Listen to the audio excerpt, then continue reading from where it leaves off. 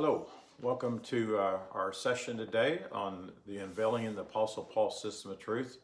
We welcome all of you that will be watching this live on Facebook, and then those who will come along later on and watch during the week, and then by YouTube. We always value all of you that watch and participate in our teaching. It brings great help to us to know that you're there, and all your wonderful comments we receive. So today I'm going to be talking about one of the questions we need to ask is, did Paul really use the phrase the old man? So I'm going to be discussing that. And then also we're going to talk about what present truth is. And I'm going to use several stories that go along with that. You know, I've met a lot of new people recently, and some of them, I was talking to a young lady yesterday about this, but some of them are still in a stage that they need to get through very quickly, but they need somebody that can help them with that. So when you begin to embrace what Jesus called the not concealed word, which is the truth that will make you free, you need to quickly get past what I call the what about stage. And every one of us have been there. And so in order to do that, you need to find somebody that can truthfully answer the basic question that most people ask. And then once you get those questions asked, then you will begin to start your spiritual awareness journey. And I had one church that years ago asked me to answer 35 questions. And I believe those are 35 questions that almost everybody asks at one time in their life. And Father helped me do that in a little book titled Simple Answers to What Seem to Be Difficult Questions. So if you haven't ordered that, I'd encourage you to get that. That'll help you a lot. But I'm willing to try to answer questions the best I can for people. But like I told this young lady, what we need to do is like a forest. You can sit there and look at a rotten tree. You can look at a tree that's not formed properly or whatever, and not see the beauty of the forest. And you have to back up and see the whole forest and able to be able to see the beauty of the forest. And so there is beauty in the Word of God. There is beauty in our Bibles, but again, we have to know the code to understand that, which is our awareness, and then we also have to know the spiritual truths behind everything that we see, and understand that the Bible has been mistranslated in a lot of places. And until we know that, we're going to keep asking about what the King James Version says or other versions, and we got to quit asking that. We've got to quit quoting word for word the way the Bible's written, because it does bring confusion and it doesn't seem to line up with what we teach. Just like this instance, old man. There's three places in the New Testament that uses the phrase old man. In the Old Testament, or the Old Outlook books, the old man is talking about somebody's grandpa or somebody that lived a long, long time. So what we're doing in this teaching is we're tearing down the false God perception that we have had, and that many people still have, by revealing this true understanding of our Father and of ourselves. We do that by removing the veil of religiosity from the Apostle Paul's revelation explained to him of Jesus. And what I mean by that, there was a veil put over what he taught and what Jesus taught. And most of the Bible, it was done by the translators. It was also done by the false perceptions of many of the writers of the Old Covenant books or whatever. So we're doing that. And today I want to remove the false doctrine veil that we always heard of an old man, and we thinking that old man needs to be killed. And there are only three scriptures, again, in the Bible version, translated by carnally mindful people to use that phrase. They're found in Romans 6:6, they're found in Ephesians 4:22, and Colossians 3:9. The word old in these verses is always symbolic of a false awareness. That's what we've got to understand. It's symbolic of that false awareness. Hi, Paul Huffman. Glad you guys are here with us today. The penal substitution version, and penal substitution, you know, it's interesting. I never heard the phrase penal substitution my first 38 years of life. And I don't know if Gary Garner's talked about penal substitution. He did somewhat, but I really never heard that phrase, and a lot of people didn't. But penal substitution means somebody has to die on behalf of somebody else. To make them righteous, to make them holy, or to please Father. And I've already explained that in our last few lessons. But the penal substitution version of Romans 6:6 is, knowing this, that our old man is crucified with him, that the body of sin might be destroyed, that henceforth we should not serve sin. And from that teaching, we always believed that we died with Jesus. And if we accepted that fact, then it became a realization in our life. And we thought that we had an old man mentality. So much so that people will even say, my old man has bothered me, or my old man. And so it's just another word for devil, if you would. And so the no penal substitution understanding, and this is my translation, this awareness, that old worn out way of living propagated by the many who lived before, is crucified. In other words, Jesus took that confusion with him in his death. The whole slavery of living out of the awareness of and as mere human, they're not mere human, but they live as that, is rendered entirely idle, abolished, and has been done away with. It has become of no effect. It is loose, brought to naught, put away, vanished away, and made void. Henceforth, we should no longer be in bondage to the law and its doing to be rules and false beliefs. So again, the old man that you see in the King James Version and other versions represent an old awareness. And it's an old worn out awareness. People need to quit thinking that way. And then the penal substitutionary version of Ephesians 4:22 is that you put off concerning the former conversation of the old man, which is corrupt according to the deceitful lust. And one thing we should ask when you read that, the former conversation is what's corrupt, not the person, because that's how that reads. It says, put off concerning the former conversations of the old man, which is corrupt.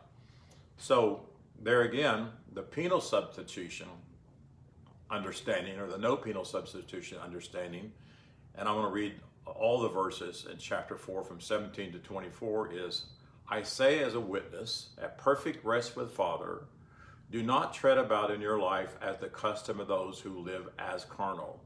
They are profitless and empty of spiritual understanding. Verse 18, obscure and blind are they in their conscious awareness and no understanding, being a non-participant of holy breath. And if you're new to my teachings, the word spirit means breath. So holy breath within them. Because of the ignorant belief systems and because of their stupidity, blindness, callousness, hardness, and their conscious awareness, they know not they are eternally sons and daughters of Father.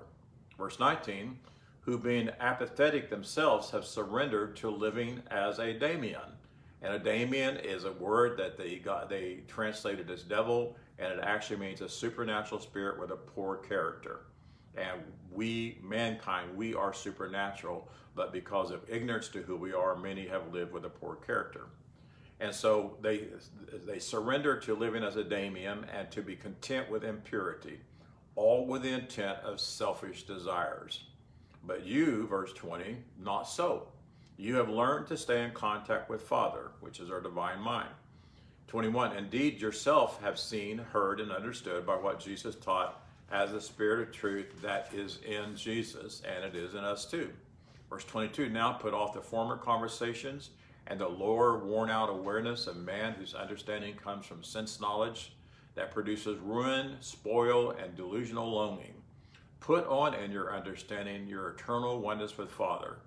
Verse 23, by staying in constant contact with your divine mind. Verse 24, staying in constant contact with Father, you will spontaneously live as who you always were, a son or daughter of Father, with no lack, upright, and it literally says when you translate it, a divine character. And that's the character that we have.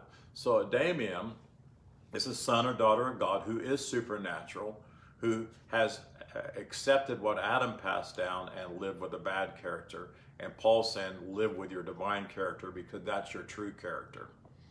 And so in Colossians 3:9 again, the penal substitutionary version is, lie not one to another, seeing that you have put off the old man with his deeds. So there again, that's religiosity trying to convince us that we had an old man and that we're sinners and everything else goes along with that. But the truth of that is, do not utter an untruth of who you or others are. In other words, don't let it come out of your mouth that you're an old man. Don't let it come out of your mouth that you're a sinner. Don't let it come out of your mouth that you have a carnal mind, because none of that's true. And then the fruit of it. So, and then it says, verse 10, and you have invested yourself in the awareness of your eternal newness of life. And the word man was added in that scripture. It wasn't even there. Which is renovated in full discernment and recognition of your likeness of your Father. The baffling wind of himself, herself, their self, myself is finished. So like the Apostle Paul said in Galatians 2:20, he said, I live, but no longer ego, which is me, myself, and I. But in me is contact with Father, which now I live wholly in my entire being. So the baffling wind of self is ego. It's me, myself, and I, separate from Father. So when we let this same divine mind be in us, which was also in Jesus, then it reveals more understanding. And when that happens, we need to follow what we hear, and we need to possess and be able to handle the understanding, and we can. So once one leans to the divine mind for all understanding, then their awareness is lifted up to the cool of the day experience, which is living out of our spirit or our holy breath. And that's what the first race of man digressed to, is not living there. And so what are we? We're not old. We're not worn out. We had an old, worn out awareness, but we personally are not old and wore out, even though sometimes we feel like we are.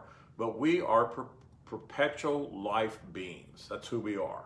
Perpetual life beings. Perpetual means it's forever and forever and forever, and it repletes and it replenishes. So if you do not believe and see the first race of mankind, Adam, never lost their oneness with Father, then you think that you have an old man to deal with. You think they became sinners. And like I tell a lot of people, and I ask them all the time, what did Father say to Adam, the first race of man, when they said, I am naked? Father didn't agree with them. He didn't say, you're right, you're going to suffer for it. What Father said was, who told you that? Who you've been listening to? And we know they were listening to teachers of the knowledge of good and evil, or good and bad. So you do not, nor did you ever have an old man. You only had a worn out, antique awareness, if you would. So I've shared the following many times, particularly in the other volumes of this series that I'm writing and teaching, and I feel like it's worthy of sharing again today.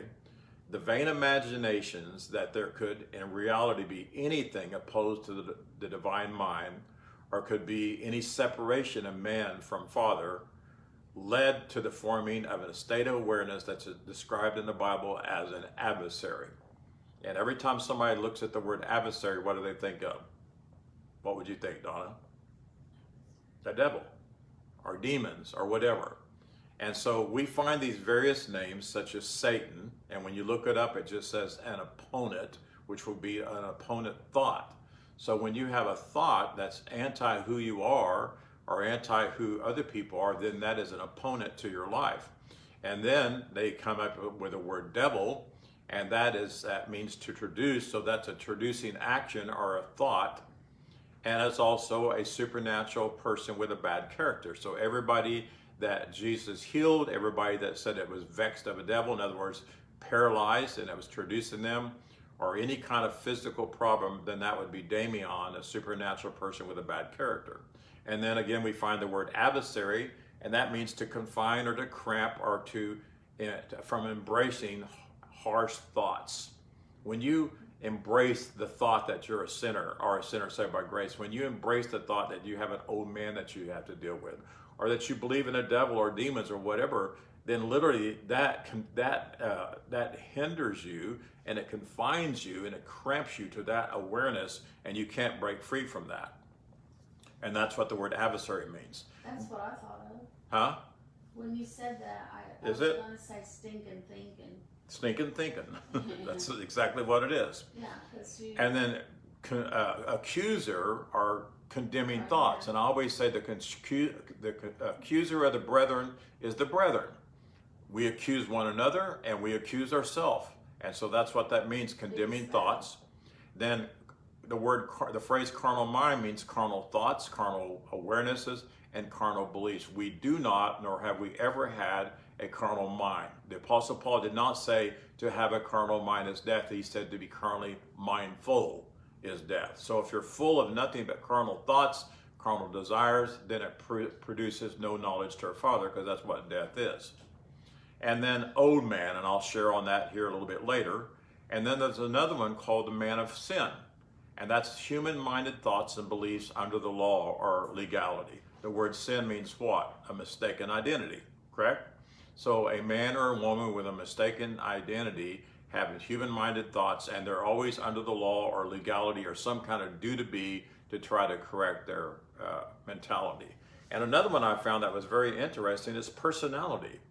Sometimes we fight for a personality, don't we? We say, well, that's my personality, or this is that person's personality. So I Googled the word personality, and it said it's the combination of characteristics or qualities that form an individual distinctive character apart from their true character.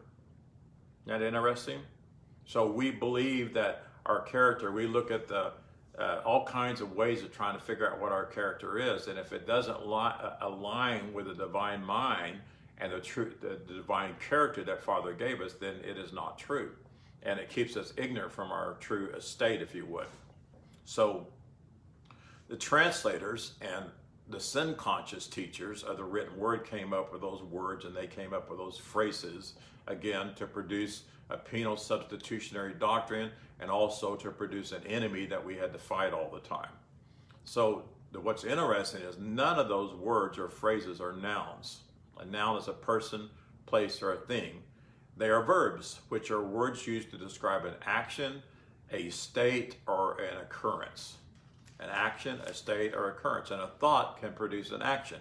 A thought can produce a state of being, and a thought can produce an occurrence in your life. And if they're ill thoughts and they're not true thoughts, then they hinder you tremendously.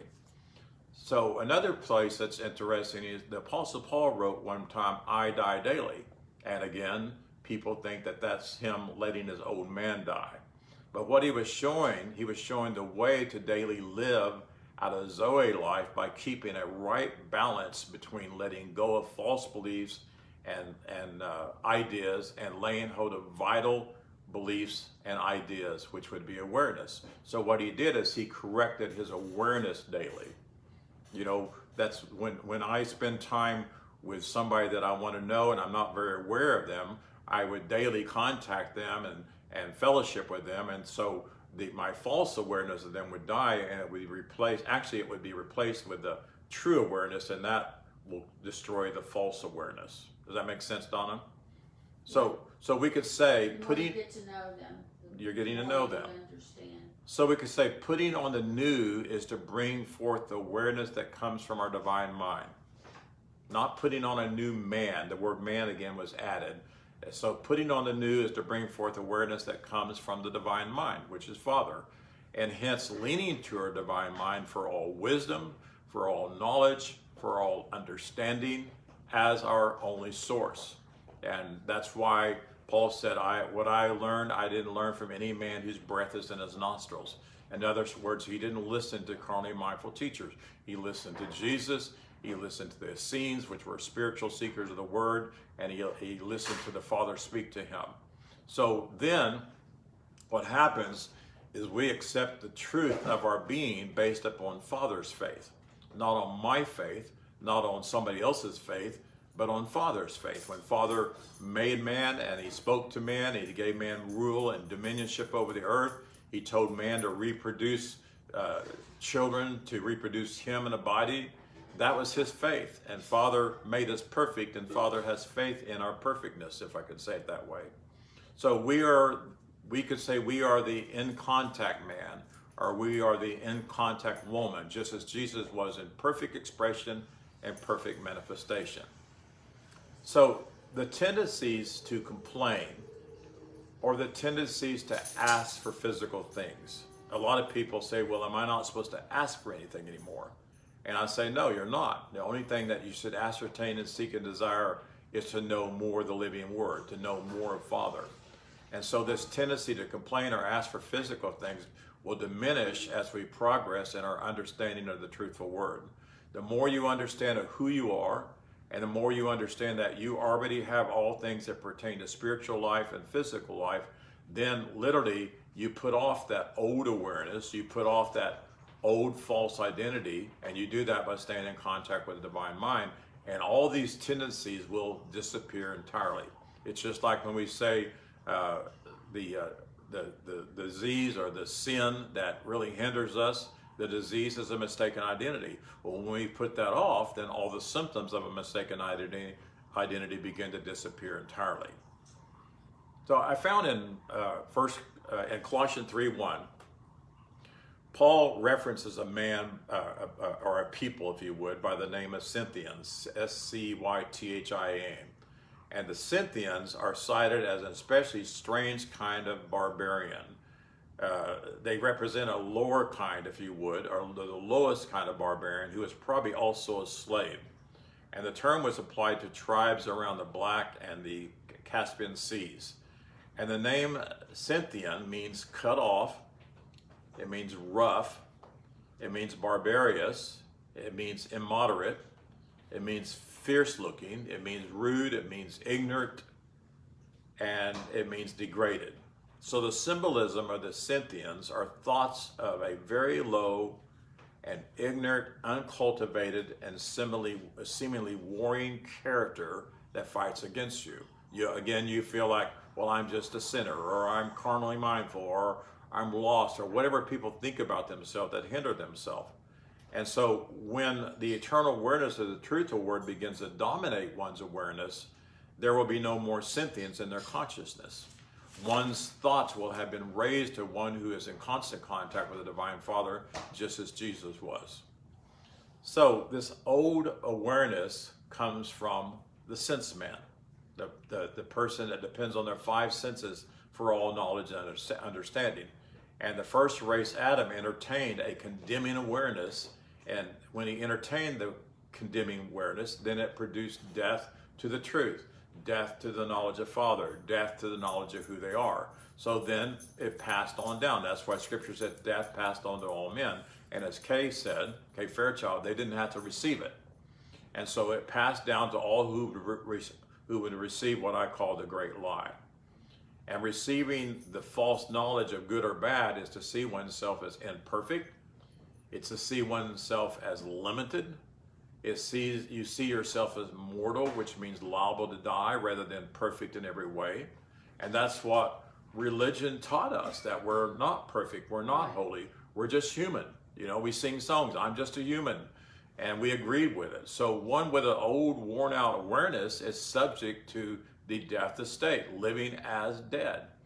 We're not walking dead men, but when we had the wrong awareness, then we did live as dead, because we cut ourselves off consciously to the life that's inside of us. The life is there, it's amid us, but we never knew it and we never made withdrawals. So what happened is they see themselves as separate from Father. So the conclusion here is mankind never had an old man, we only had a wrong awareness. And that's something you need to really get down, because there are so many people that still think they have an old man.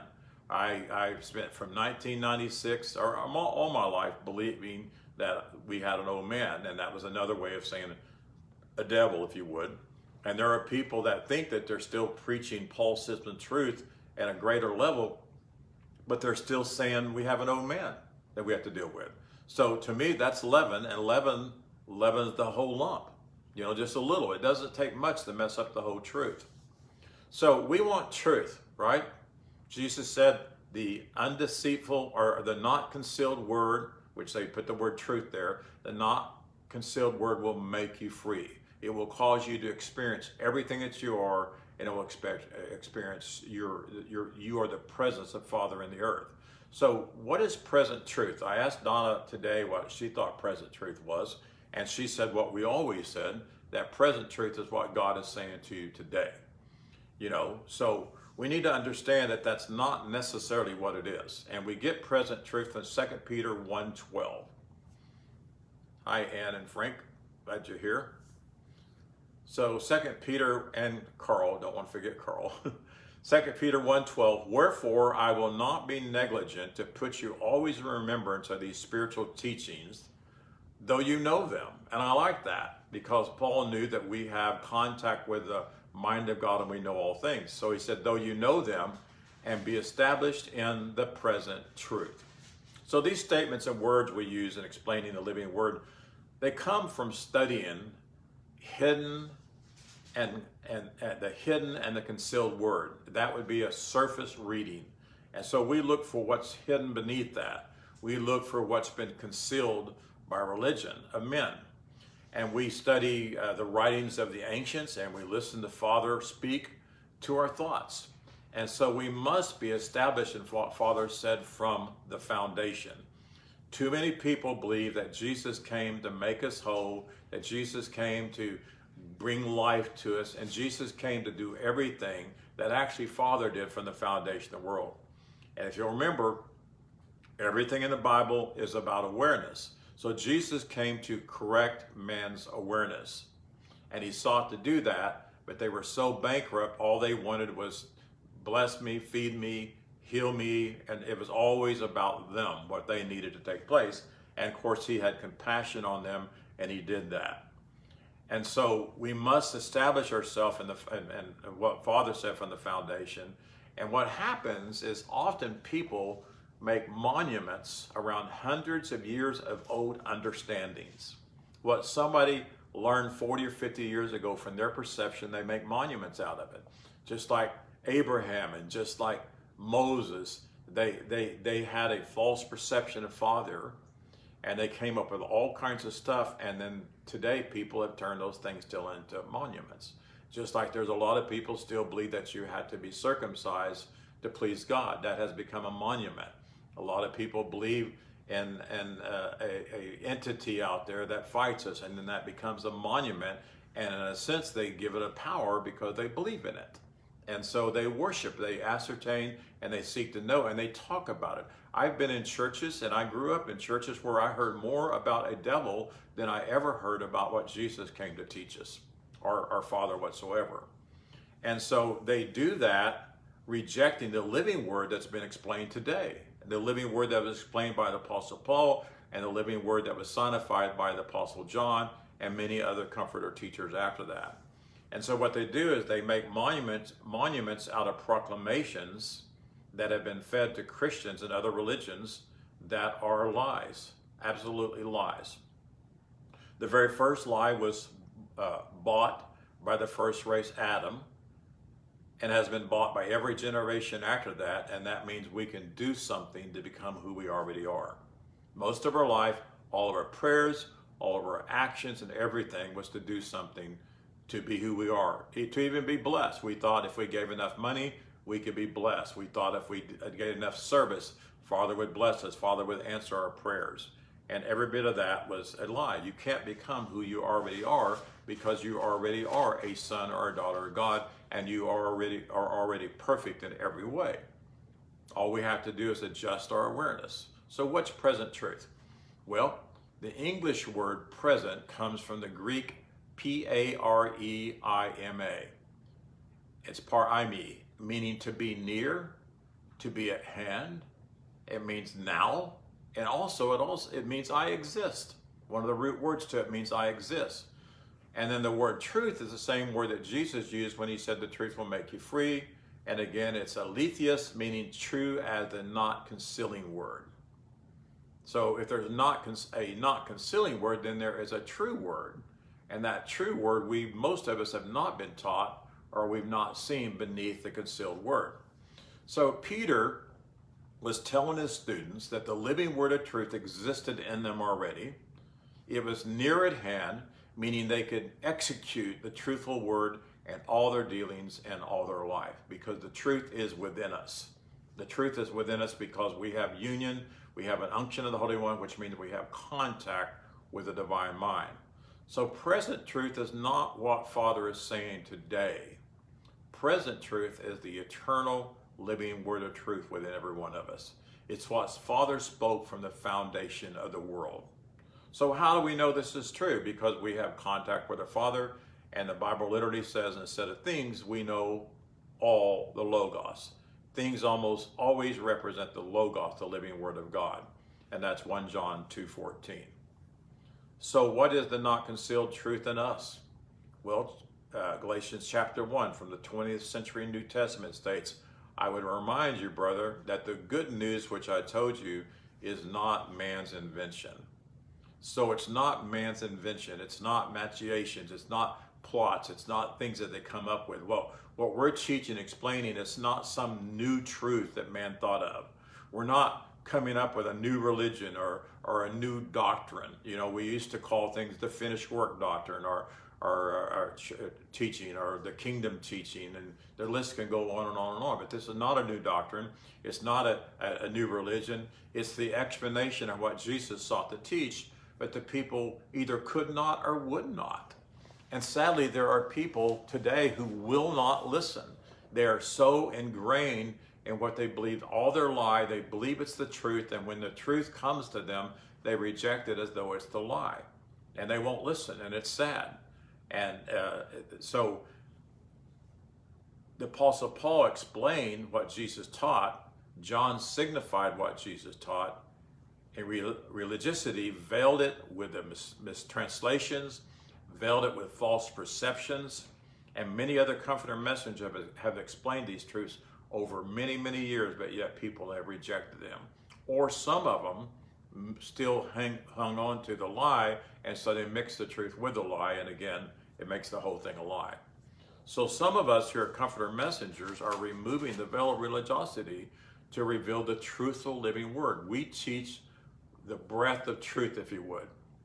I was explaining to a young lady up in Canada last night, spirit means breath. So what we do is we breathe in the living word, we breathe in the understanding, and then in our breath, we breathe it out on the world around us. And that's what it means. So several places, spirit translates breath, and some places it translates breathe. So we breathe in, and then our breath is breathing out. So people often ask me, how can I gain spiritual perception? Well, spiritual perception comes as a dawning light in our conscious awareness when we steadily turn towards the truthful living word. We become steadfast. We're not going back. There comes a time when you will not go back. Now, that doesn't mean people don't. Scripture says it's impossible to renew those who have tasted the goodness of the Father, and they go back. You won't be able to renew them to the truth because they go back and they're satisfied with that. And so there needs to be this steadily turning toward the truthful living word until you're just completely enveloped with it. You're completely consumed with it. Kay and I was talking last night about what we're learning, what we're studying, and it's so exciting. It's overwhelming our being, and it's all we want to do. And we love to share it, but it's sad that there are people that absolutely will not listen, and there are people who will argue with comforter messengers, just like they did in Paul's day and Jesus's day. So staying in contact with one's divine mind, and again, that's Father, is the true source of understanding and the true source of power of the living word. Those who are dead to being in contact with Father signifies those who are unconscious of truth. Have you ever seen anybody that was unconscious? I've been there before. You know, they've given me medicine that made me unconscious, so I was not conscious to anything. I was dreaming sometimes, but as far as conscious of what's going on or anything else, I was totally unconscious. So I literally was laying there as dead. If you looked at me, if you didn't see me breathing, you'd think I was dead. And so those people, they're unconscious of truth, and they don't desire truth. If they're not in contact with the divine mind, they're happy with what they've been taught. But those who are alive to being in contact with Father are conscious of truth.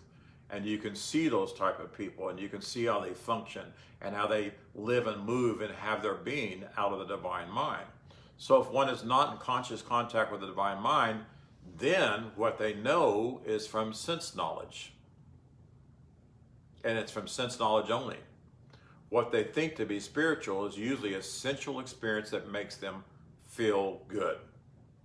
A lot of things we did, particularly in the charismatic realm, made us feel good, and those are senses. So, let's look at some names and some cities that help us with a lot of this. In the book of Joshua, there is an Amoritish king by the name of Debar, D-E-B-I-R, or Debar. And Debar means the innermost part of the temple. It means sanctuary. It means place of oracles. It means speech, it means oracle, and it means word. So Debar symbolizes in its highest significance is a secret place within the very center of man's being. We could call it the Holy of Holies, or we can call it the divine mind, the one secret place that was covered, if you would, by religion, the one secret place of the Most High, which is our divine mind. Most of my earlier 38 years of life, I had no clue that I had a divine mind. I thought I had the mind of Jesus, and I didn't quite understand it. I didn't quite understand where it was, but I never heard anybody teach about the divine mind. And so at a time, it was a secret, and it still is a secret to a lot of people that they're not aware of that. And so this place of contact within is where we commune with Father. The word pray actually means commune. It means converse. So when we talk with one another, in a sense, we're praying, we're conversing with one another. I told that young lady last night that I was doing a video talk with, that you don't have to pray and ask Father to do anything. You just talk to Father. And if you talk and you listen, because too many people do all the talking and they don't do any listening, but if you listen, Father will speak to your thoughts and Father will give you answers. And so what we want is we receive revelation of the eternal, truthful, living Word. And once that revelation comes, you don't want to let it go. Once you're able to look at the Word and you can see the truth, the trail takes you everywhere, and you'll never turn back if you really saw the living, truthful Word. Some people say they get it, but they don't. The thing is the message needs to get you. There's a city named Debir. And that name Debir was, before it was titled Kirjath Sepher, Kirjath-Sepher, Kirjath Sepher, and it means a city of instruction.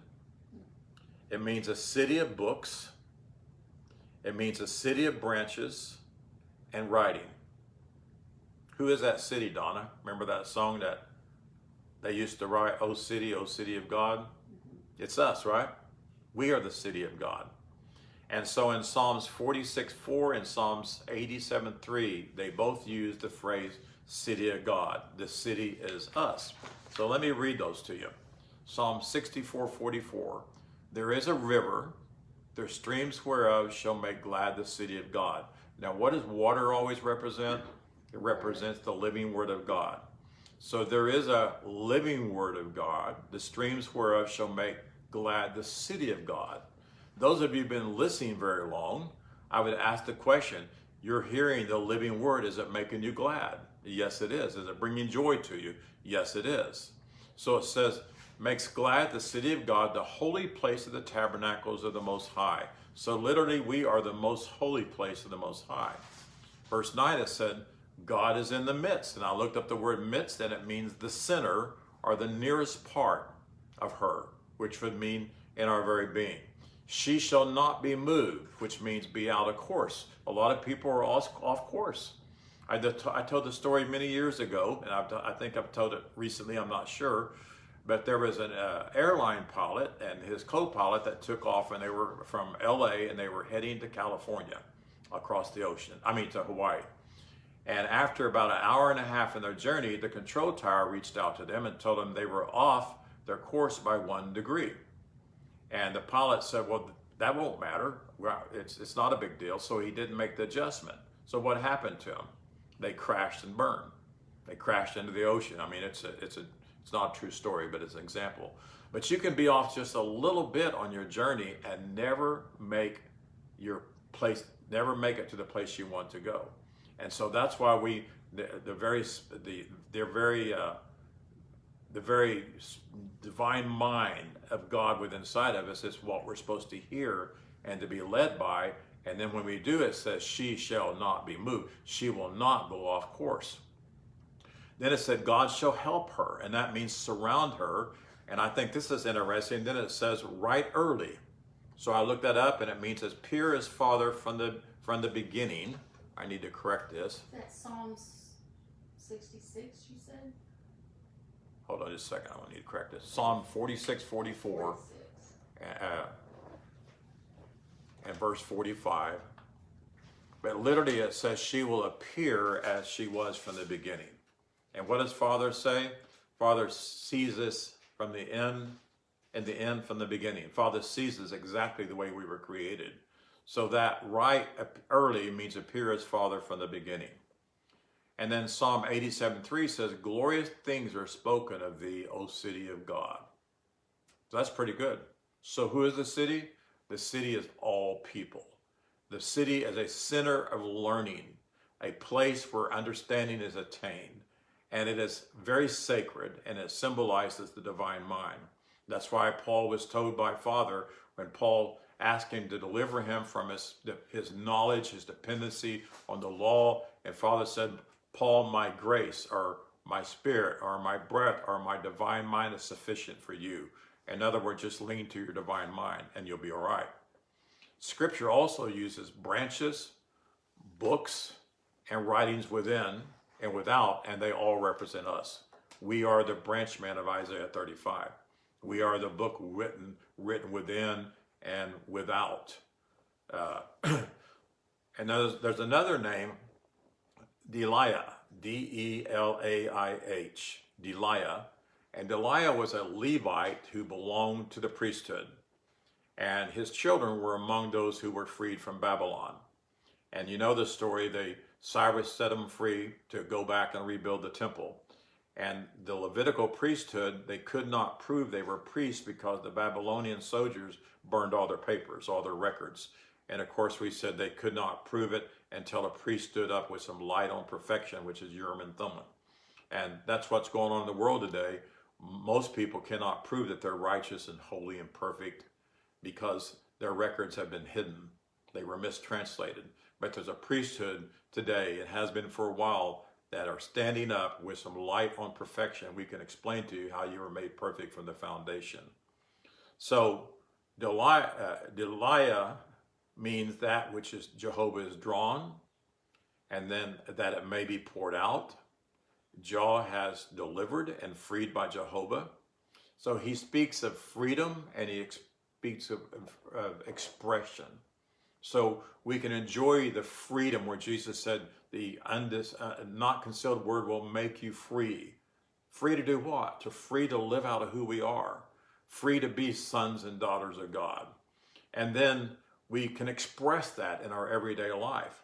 We can express that in what we say. We can express that in our thoughts. So the delivering, freeing, truthful word is not given by man, but it's given by Father. It's given to man by Father. The freeing comes from our divine mind as we respond to I exist declarations of our eternal oneness from Father.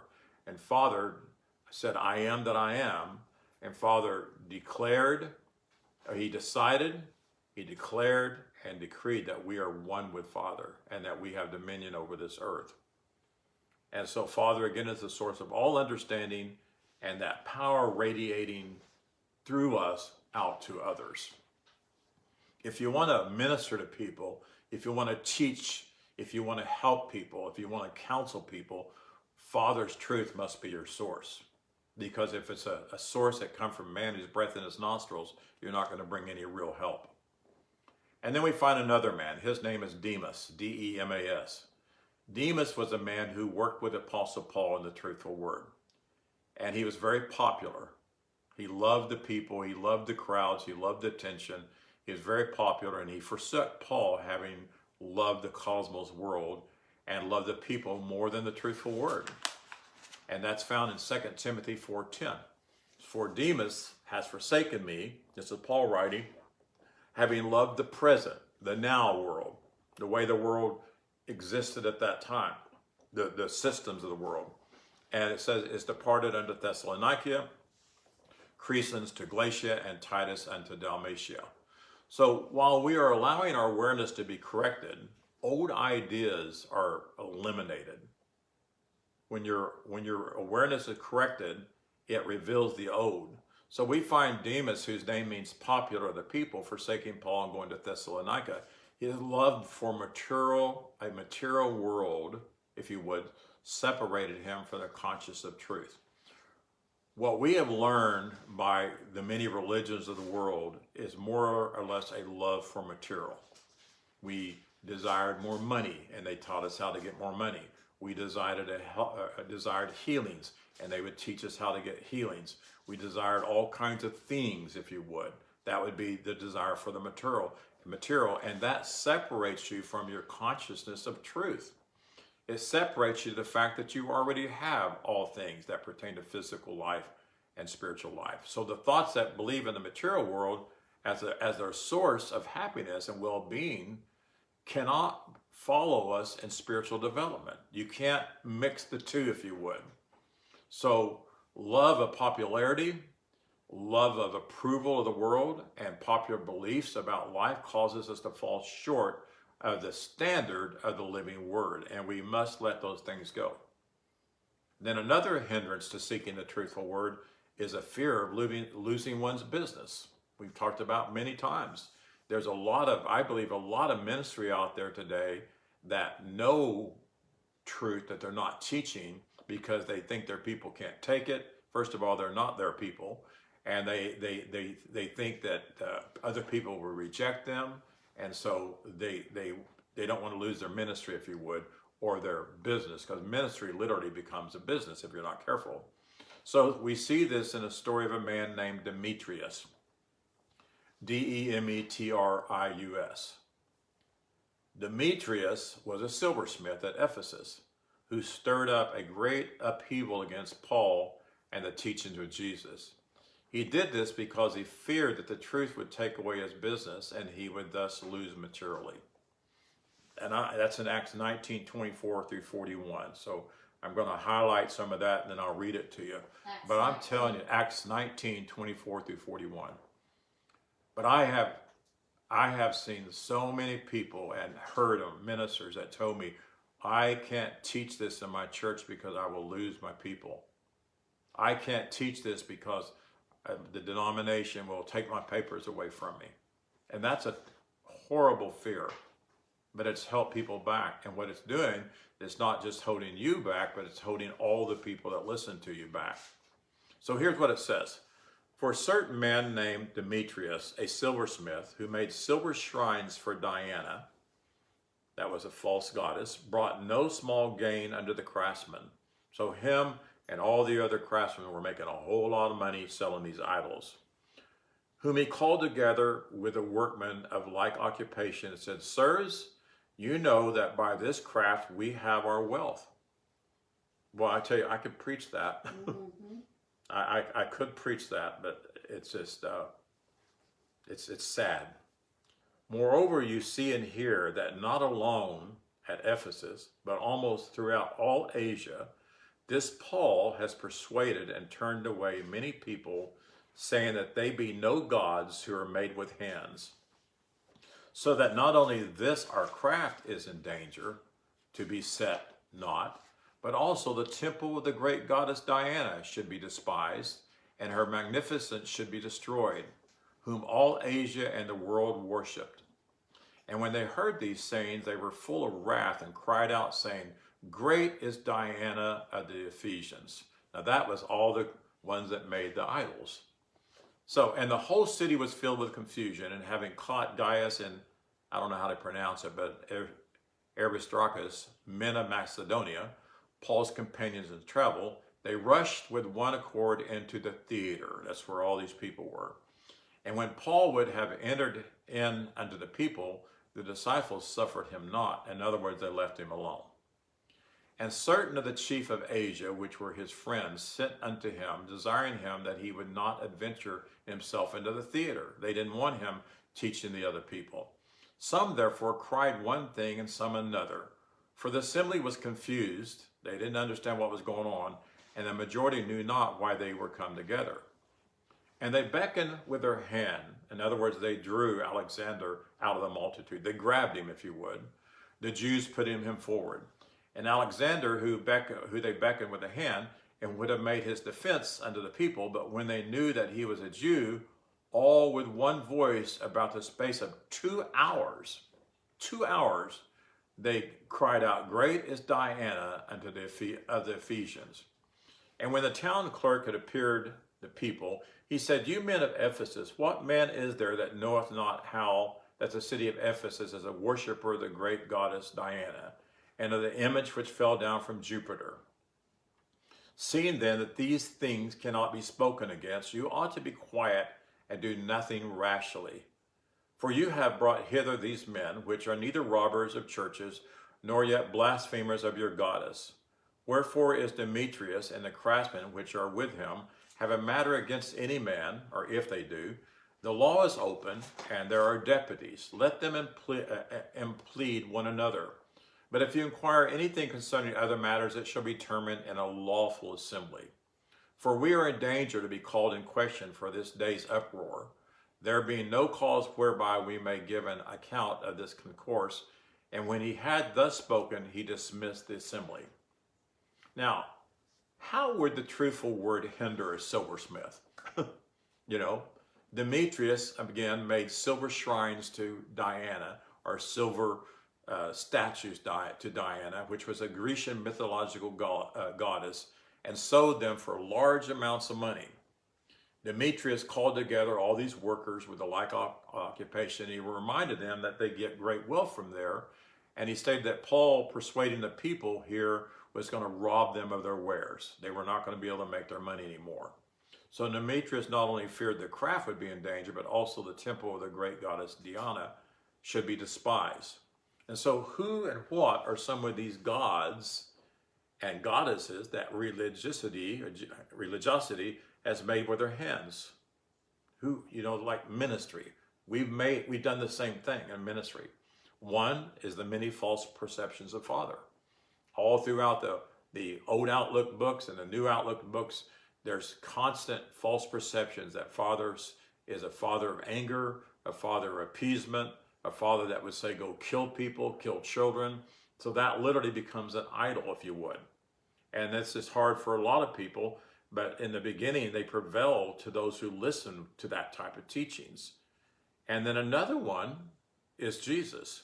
A lot of people make an idol out of Jesus, and they worship Jesus, which means ascertain and seek, desire and know, but they don't ascertain and seek and desire to know what Jesus tried to explain to them and teach them, which is about Father. And then there's all these saints that a religion has made. There's trillions of crosses all across the world. There's pictures of Jesus on the wall, almost in every home and any religious establishments. And these saints, you know, the Bible says we're all saints. That means holy. But they make saints out of people who worked miracles. And so people worship and they buy those saints. And there's trillions and trillions of dollars made off of buying all these idols. Buddha is one of them, and thousands of other images, along with places that people worship, and those places literally become holy places where they worship those too. So it's the same thing. So like Paul, we are experiencing higher ideals of the truth of the living word. And they are beginning to prevail in those who are listening to what me and other people are teaching. The thoughts of many have become saturated with the idea that maybe we're more than we think we are. And we have more than we think we are. And people are beginning to realize that we have a permanent body, not a liable to die body.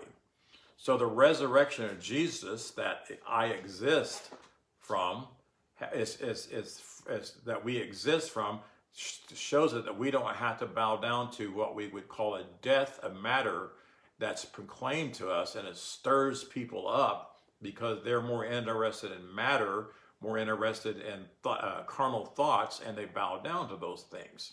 And so people who are beginning to realize that there's more to it, they're beginning to rise up to the idea and the understanding that we exist exactly as Father exists. We exist as Jesus exists. We no longer are going to bow down to carnal thoughts and buy those idols that they're pushing on us. You cannot change established states of thoughts without some commotion, though. And, you know, I talk about Donna a lot about wailing and gnashing of teeth, but we've all had that. You know, when there's some new, greater awareness is coming to us that are really eternal awareness, this commotion takes place, and it's called chemicalization. It's not uncommon, and I've mentioned this several months ago, But the seekers of spiritual truth begin to experience a disturbance in their stomach, if you would. And it's what it is. It's a denial of carnal beliefs, and it's a denial of carnal thoughts. And those are things we embraced all of our life. So it's very uncomfortable, if you would, to let those things go. And this disturbance comes after a denial of carnal beliefs to the point that you embrace and you give a powerful affirmation of the purity and the permanency of holy breath inside of us, and the fact that we are in contact with Father, the divine mind.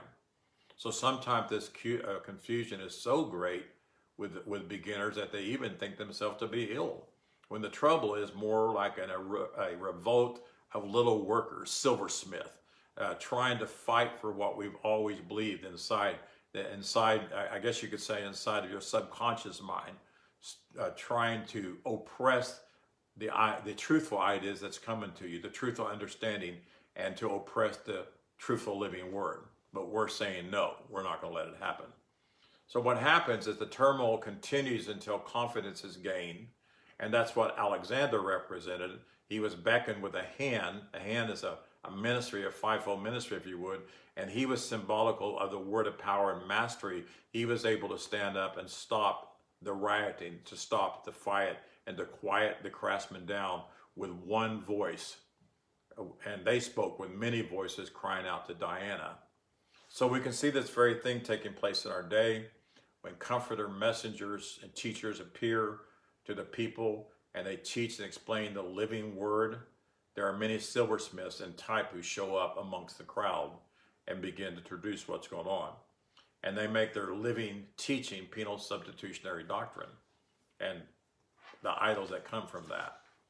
So to make idols of all sorts of things is what really hinders people. And the problem is they keep crowd-mindful people ignorant of the truth of who Father is and who people are. And who crowd-minded people are the crowds that come to carnally mindful teaching. They make great gatherings, and in our past we've seen great gatherings coming together to learn how to get well, to learn how to get wealth, and to learn how to be a better husband, how to be a better wife. There's all kinds of meetings where the crowd goes to. So I like what the Apostle Paul did with this uproar and everything. When it ceased, he didn't argue, he didn't try to prove a point. He called to his disciples, he embraced them, and then he took off to Macedonia. In a sense, he wiped the dust off his feet, which means don't receive the poison. So if we understand the spiritual code, which is awareness, and the symbology of the living word, we will never again fall prey to teaching us that we have an old man. And that's important for us to understand that. We never were an old man, and we don't have an old man. We had an old awareness. We'll also be aware to be able to handle the living word of truth because it is near at hand. We are one with it, if you would, meaning we can execute the truthful word in all of our dealings and all of our lives.